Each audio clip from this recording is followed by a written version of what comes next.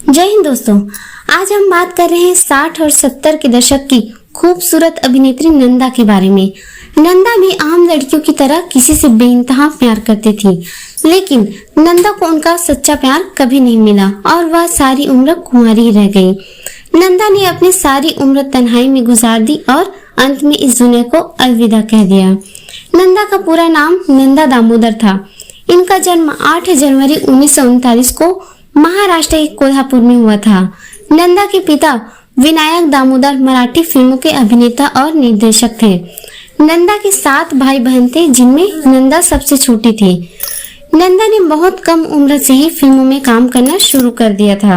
सन 1944 में जब नंदा 5 साल की थी, तभी एक दिन स्कूल से वापस आई तो उनके पिता ने कहा, चलो तुम्हें शूटिंग में लेकर जाना है और तुम्हारे बाल भी कटवाने हैं। नंदा ने अपने पिता से कहा कि मैं कोई शूटिंग नहीं करूंगी और ना ही अपने बाल कटवाऊंगी, लेकिन नंदा के पिता नहीं माने और नंदा की माँ को नंदा को समझाने को कहा। तब कहीं जाकर नंदा अपनी माँ के कहने पर शूटिंग के लिए तैयार हुई। फिल्म का नाम था मंदिर। फिल्म के निर्देशक थे नंदा के पिता विनायक दामोदर, लेकिन फिल्म पूरी होने से पहले ही अचानक नंदा के पिता इस दुनिया से चल बसे। नंदा के पिता के गुजर जाने के बाद उनके घर की स्थिति खराब हो गई। नंदा ने छोटी सी उम्र में ही घर चलाने के लिए फिल्मों में काम करना शुरू कर दिया। नंदा का चेहरा काफी मासूम और भोला दिखाई देता था। नंदा असलियत में जैसी थी वैसी ही दिखती थी। नंदा काफी शर्मीली स्वभाव की थी। बहुत कम लोग ही जानते हैं कि नंदा गाना भी बहुत अच्छा गाती थी। उनकी आवाज में बहुत ही मिठास थी। नंदा 10 साल की उम्र से ही मराठी फिल्मों की अभिनेत्री बन गई थी। दिनकर पाटिल की निर्देशित मराठी फिल्म कुल देवता के लिए नंदा को पूर्व प्रधानमंत्री जवाहरलाल नेहरू ने विशेष पुरस्कार से सम्मानित किया था।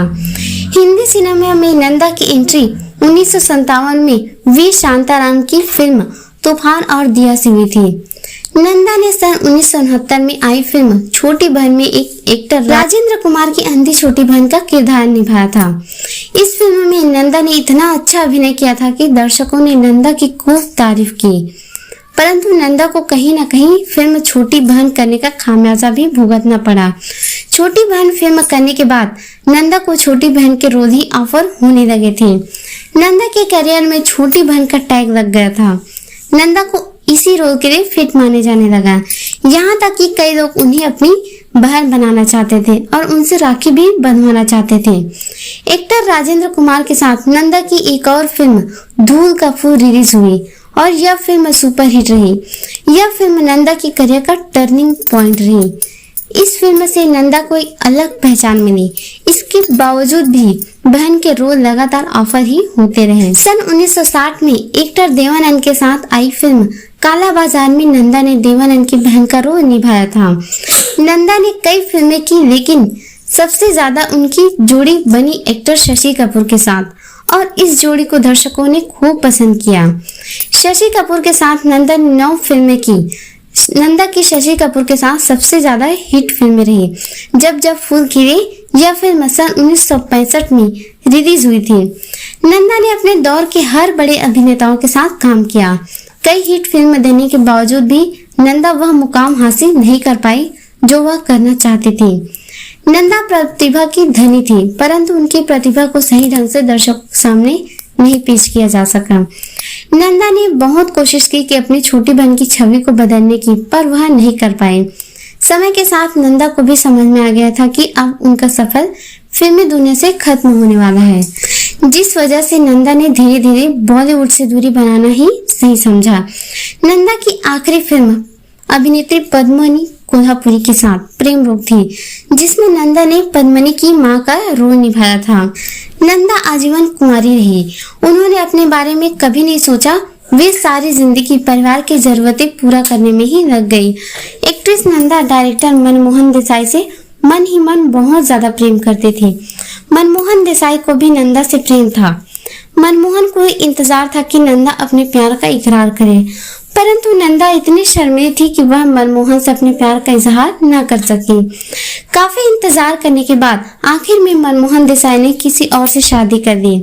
नंदा को जब मनमोहन की शादी के बारे में पता चला तो उन्हें बहुत तकलीफ हुई, लेकिन गलती तो नंदा की ही थी। नंदा तन्हा जीवन जीती रही। फिर अचानक ही कुछ सालों बाद मनमोहन देसाई की पत्नी का निधन हो गया। मनमोहन देसाई अकेले हो गए।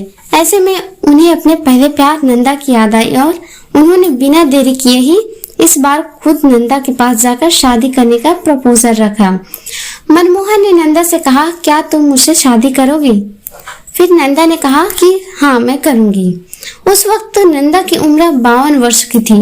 नंदा और मनमोहन ने सगाई भी कर ली, लेकिन अभी शादी में थोड़ा वक्त था। मनमोहन अपनी फिल्म को लेकर बिजी थे। सगाई के 2 साल बाद ही अचानक मनमोहन देसाई की छत से गिरने की वजह से मौत हो गई। एक बार फिर नंदा अकेली हो गई। शायद उनकी नसीब में प्यार और शादी करना लिखा ही नहीं था। नंदा ने मनमोहन से सगाई करते ही उन्हें अपना पति मान लिया था। इसलिए मनमोहन की मौत के बाद जब नंदा कहीं जाती थी तो सफेद साड़ी ही पहनती थी। नंदा के कुछ ही दोस्त थे।